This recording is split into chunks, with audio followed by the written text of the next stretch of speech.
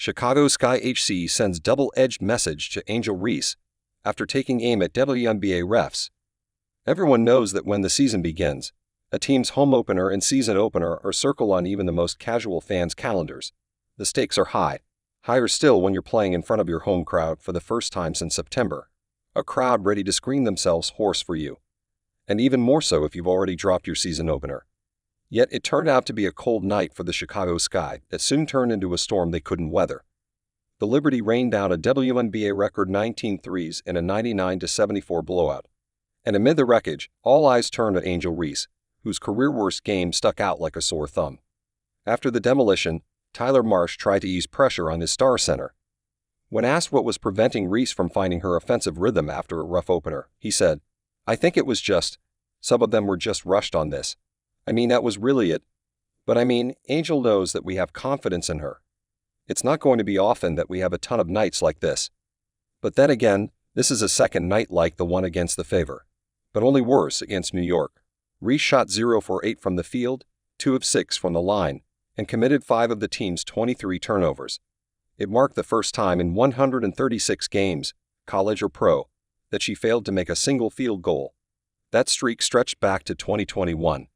Even her 12 rebounds, including 8 on the offensive glass, couldn't disguise a glaring absence, points.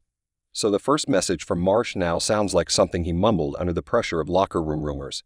Because he defended her, yes, but he also acknowledged the root of the problem. Rushed decisions, lack of execution. "It's just a matter of doing it," Marsh said, and Reese cooled.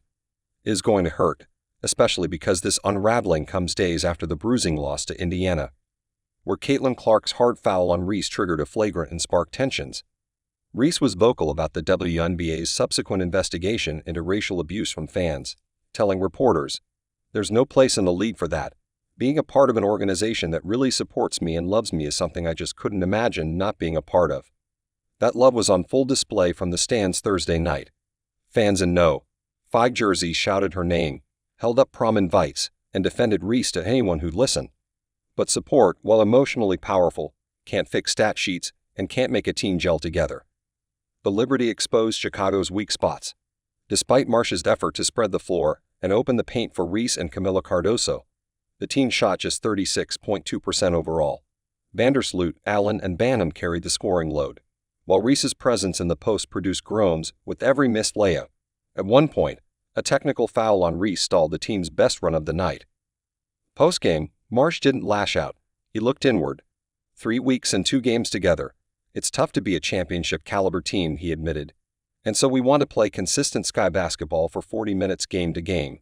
But with Reese, consistency is still a theory, not a reality. Pundits like Nick Wright have already sharpened their critiques.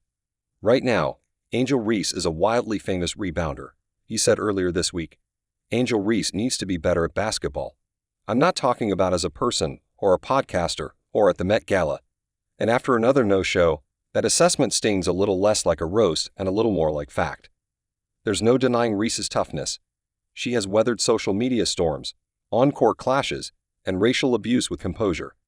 But as we all know, rebounds are second chances. But how many second chances can one player get? But while many are criticizing Angel Reese, a fierce chorus of support is rising in her defense, champions who see beyond the headlines and the heat of the moment.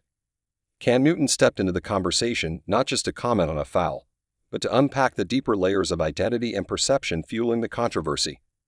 Newton challenged Robert Griffin-Ahai's claim on X that Angel Reese hates Caitlin Clark, pointing out that Griffin's perspective is shaped by his own life, particularly his interracial marriage.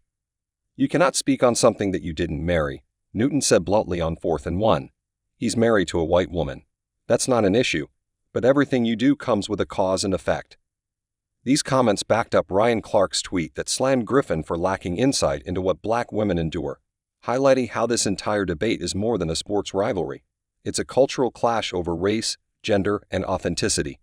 And amid all this noise, Angel is focused on her own path, letting her story speak for itself.